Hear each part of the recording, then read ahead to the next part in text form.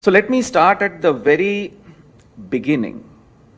And I feel there's no more telling way of pointing this out than the fact that when Punjab was not Punjab, when Bengal was not Bengal, when Maharashtra was not Maharashtra, when Karnataka was not Karnataka, when Andhra was not Andhra, when Kerala was not Kerala, Kashmir was Kashmir.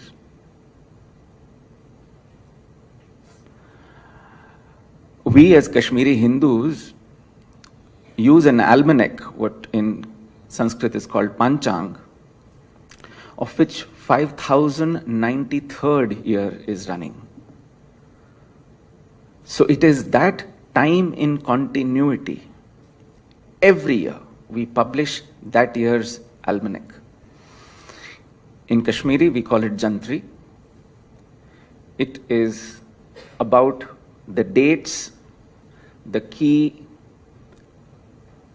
festivals, the key observations, the key rituals that we all need to go through, the specific time and day of that.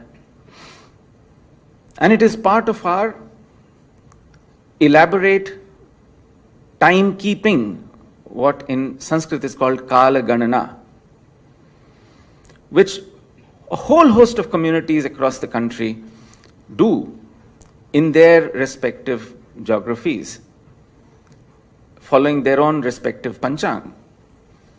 Some call it Vikrami Samvat, some call it Shak Samvat, we call it Saptarishi Samvat.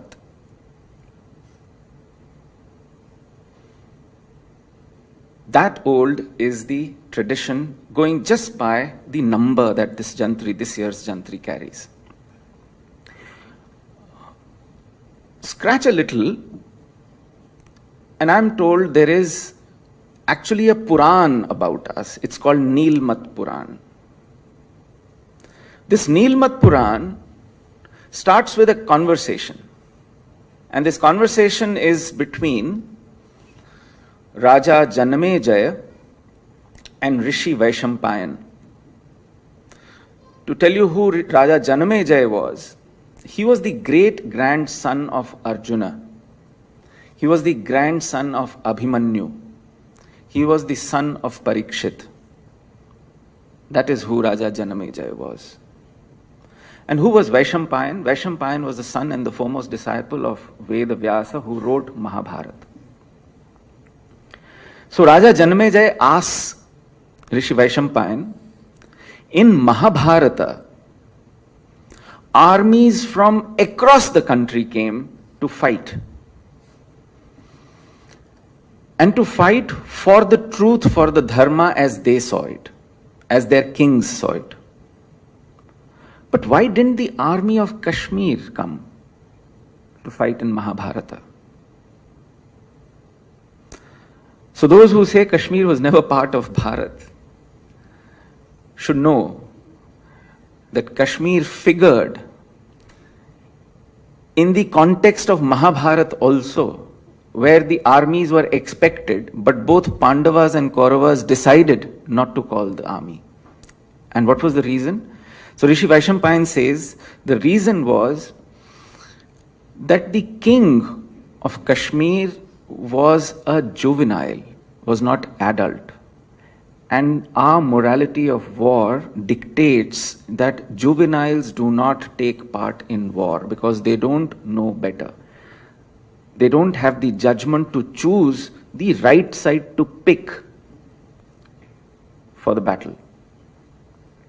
You know, the tradition was in Mahabharat, both Pandavas and Kauravas had to invite, and the invited king would decide whether he would fight for Kauravas or for Pandavas. Those who believe in democratic spirit and freedom to choose can appreciate this fact, and would also know that then, 5 millennia ago, the kind of morality in even war prevailed in that society, in that value system. So the next question obviously was that how was this king juvenile? What happened? And he says, and there is an interesting story, he says when Krishna slayed Kansa, Jarasandh, who was then one of the relatives of Kansa, also of Krishna, because Krishna and Kansa were related, he didn't approve of this slaying, and he invited the king of Kashmir, Gonanda, to avenge the killing of Kansa. So Gonanda came, and when he challenged Krishna to a duel, Balarama came in between and he said, well, you have to defeat me before you get to my brother. And in that duel, Balarama slayed Gonanda, the king of Kashmir. Gonanda didn't have a son, so his brother Damodara ascended the throne. Years later, when Krishna was going to Gandhar for a Swayamvar to marry Satyabhama, Gandhar, Kashmir was considered one Janapada at that time. And he had to go through that territory.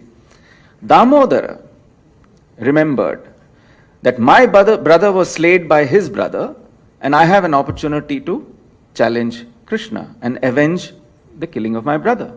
So he challenges Sri Krishna, and Sri Krishna slays Damodara in a duel. Now the entire Yadukul tells Krishna that, listen, he has also died without heir, so why don't we merge the two kingdoms? And Krishna said, no, that is not the morality of statecraft. The kingdom belongs to the right heir. He says, but he has no heir. Krishna says, yes, he has an heir, but he is in the womb of his wife Yashomati. So what do? He goes to Kashmir and coronates Yashomati as the regent, as the queen ruler. Arguably, she was the first woman ruler king of the world. She was in Kashmir and coronated by none other than Krishna himself. So when Mahabharata happened, her son was born, her son was named Gonanda too. He was still a juvenile, and both Pandavas and Kauravas decided not to invite him to war. So that is the story of Kashmir. Kashmir, which has not undergone any distortion in name over several millennia. In Sanskrit, the word Kashmir, the literal meaning of Kashmir is saffron. That's where the word Kesar is derived from. And when you, in a conversation, say, give him a little bit of Kashmir, means give him a little bit of saffron. It's the other way around. The people are asking for Kashmir in a different sense. Otherwise, there wasn't much of a problem. So that's a small legend about Kashmir.